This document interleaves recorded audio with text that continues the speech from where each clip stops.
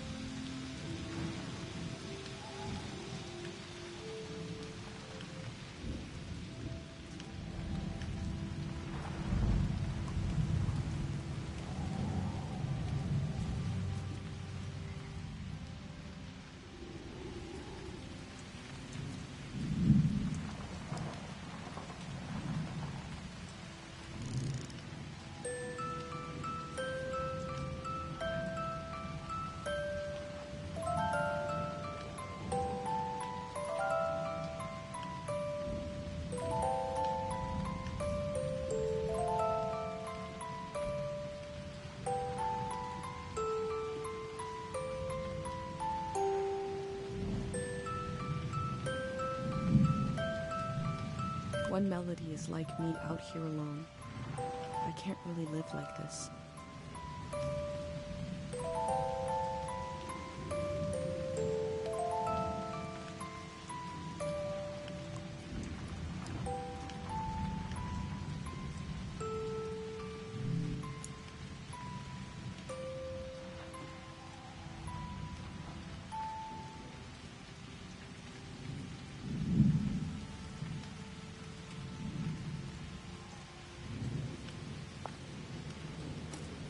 They kept themselves company with music.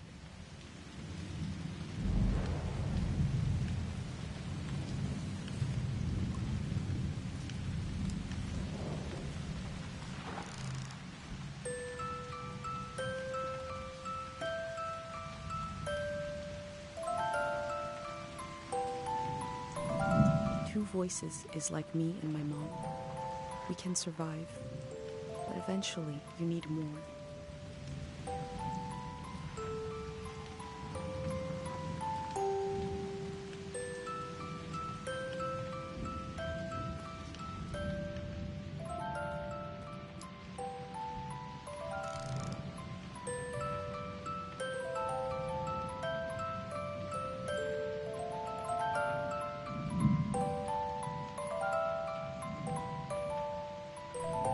Three voices as complex as life is supposed to be.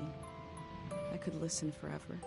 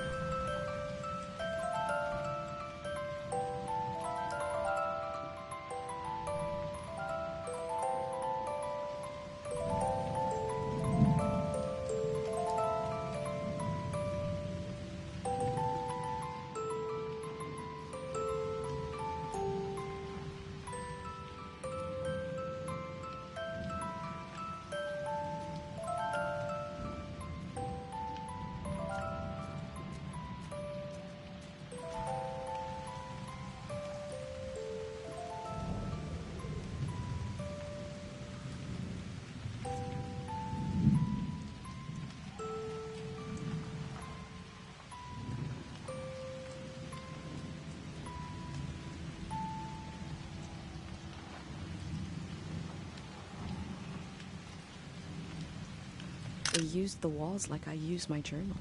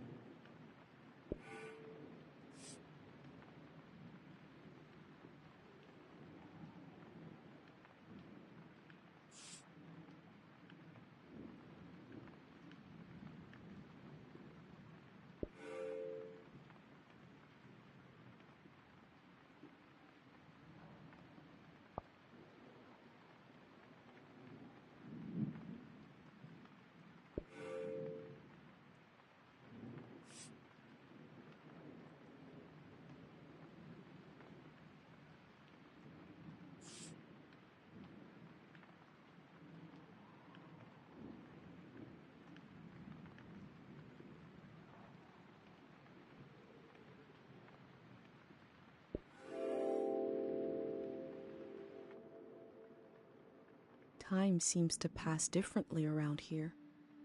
I feel so heavy and so light at the same time. I'm not really alone. I'm with myself. I'm with the earth.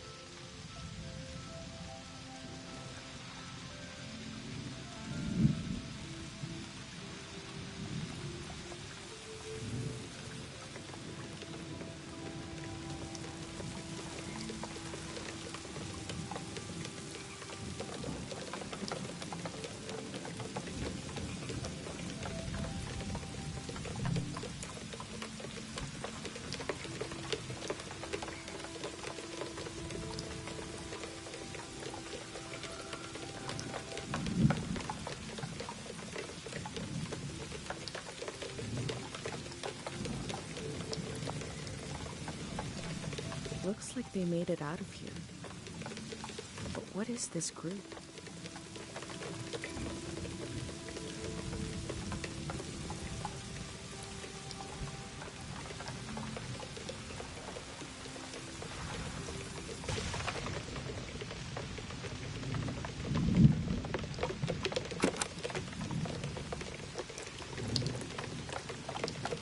When I was a kid, I heard voices talking inside the sound of rain. I still listen for it, even though I know it's not there.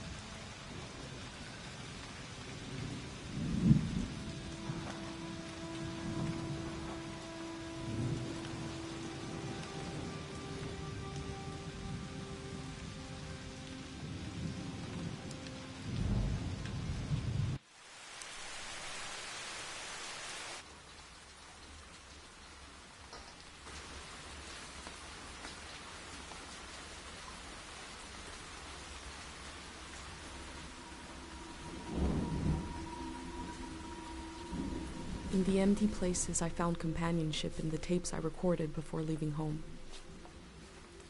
The elder told me the story of her life.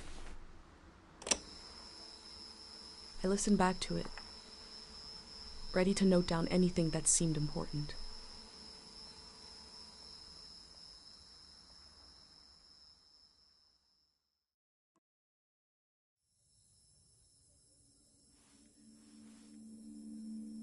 Let's set the scene for the listener, whoever that might be.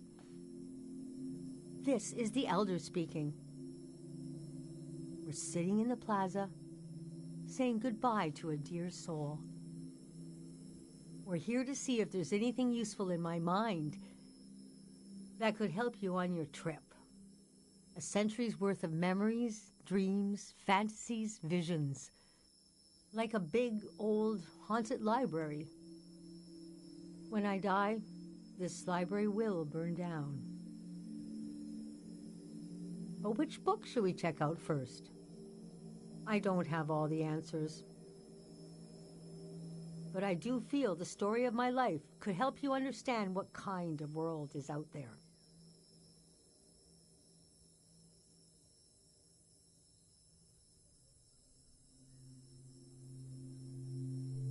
It's okay not to understand everything right away. The moment may pass before you've gotten a firm hold on it.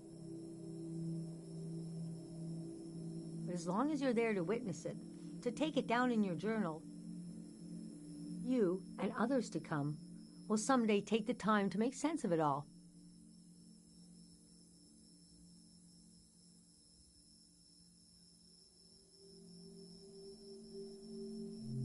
Francis Cale, if you must know. You can call me Frank. Or Elder.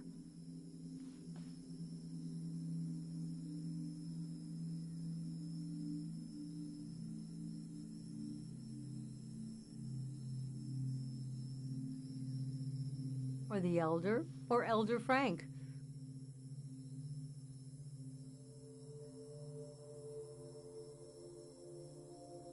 You know, whatever. I don't care. I was born on the ocean. My mother and father worked on a cruise ship. The short-lived but glorious watery republics. Floating cities. Most won their independence by the time I was born. How can I describe them? They were a jewel of the golden season. Pleasure boats with a radical political program. How nice. The golden age was a time of flags, logos, mottos, mastheads. My mom taught me to read them. She was the ship's philosopher. My dad was a recycling engineer. Recycling on the ship was a matter of life and death. We had to get the most out of every object and watt of energy.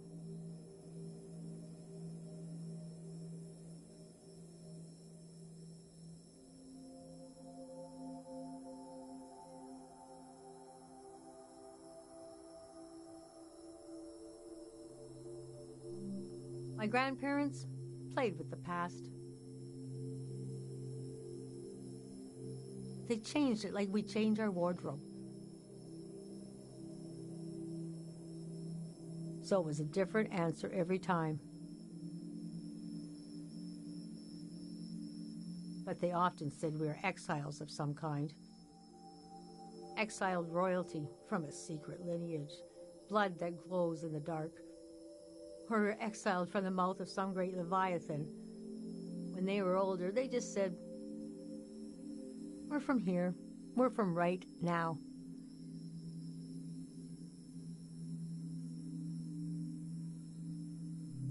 I loved the way the ship would tilt and roll with the waves. Especially as I fell asleep. It was so comforting. Picture me as a kid in bed, feeling the swaying of the ship. It was like being rocked to sleep as a baby. I loved exploring the ship too. Wandering through the suites, the swimming pool, the game rooms, and oh, there were 2 dance halls. A large, elegant one and another one in the basement. A lot of my firsts were down there. My first dance, my first kiss, and so forth.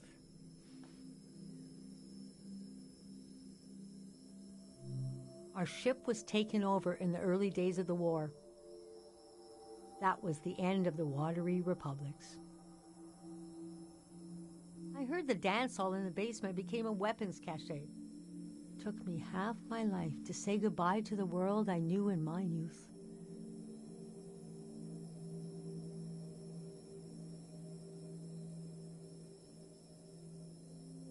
Imagine me and my parents and everyone I knew being escorted off the ship by a company of soldiers. And I'm thinking, I hope they don't make a mess of my room. I was embarrassed by the younger kids who were crying their eyes out. But they knew, I guess.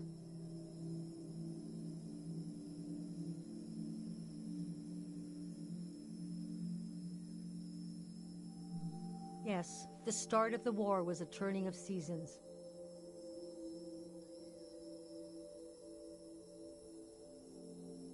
And we had been warned the season was going to end.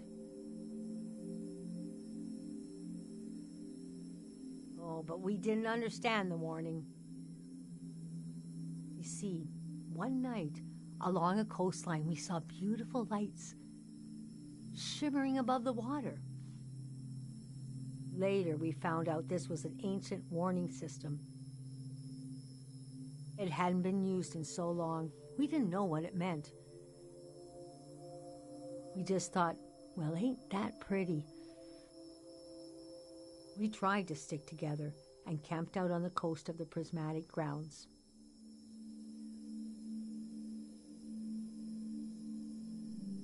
A kingdom of art and science. They got rich during the golden season. Everything that made them beloved before the wealth came. Passionate, uncompromising, self-obsessed. Made them unbearable once they had power. Artists make terrible kings. Are you sure you want me to keep going?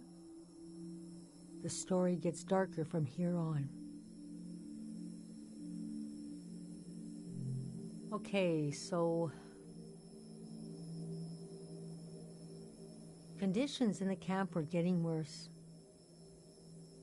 My mom got lost in thought for long periods of time. She'd be completely still for hours, days even. We realized she caught, well, now we call it time misperception disorder. It's when you lose your ability to tell how much time is passing. A minute can feel like an hour. A day can pass in 10 seconds.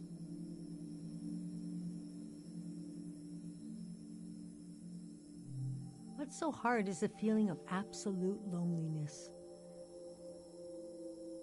Normally, we're all at least roughly in the same flow of time. But with this disorder, you walk alone, truly. We heard about a traveling doctor who could cure these kinds of diseases. I decided to go find him. I found out his name was Dr. Fumio, and he traveled with his son Lucio. People talked about him like he was a god.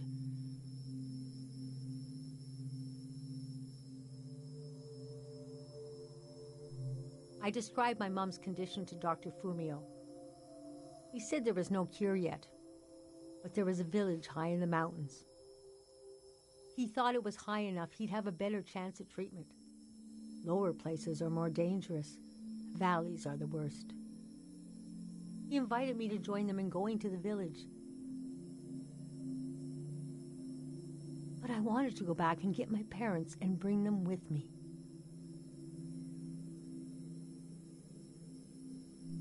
I packed my things and got ready to leave the next morning. That night, my mom came to me in a dream.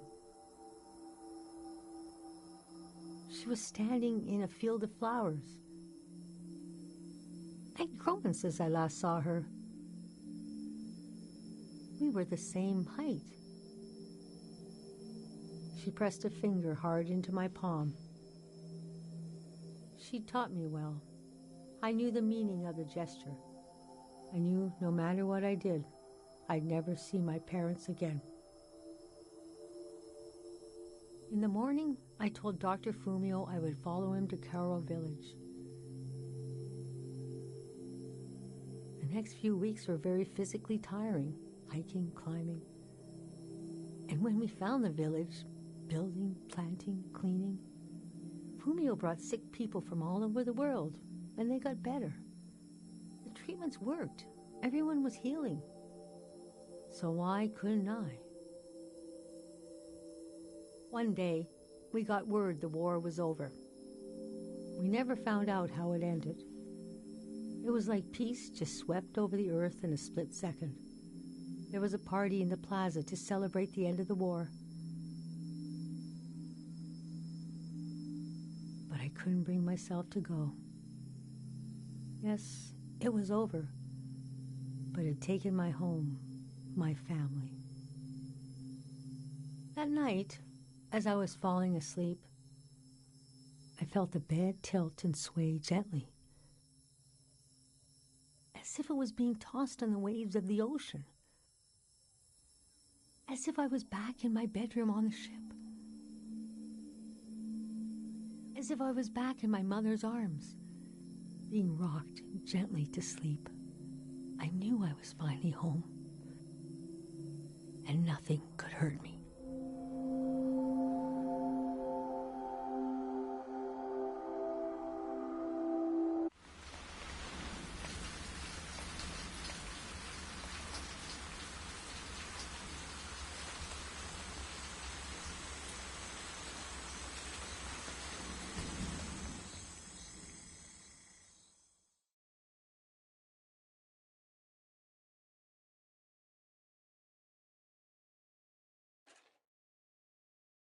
I imagined coming upon a place as hidden and singular as my own village.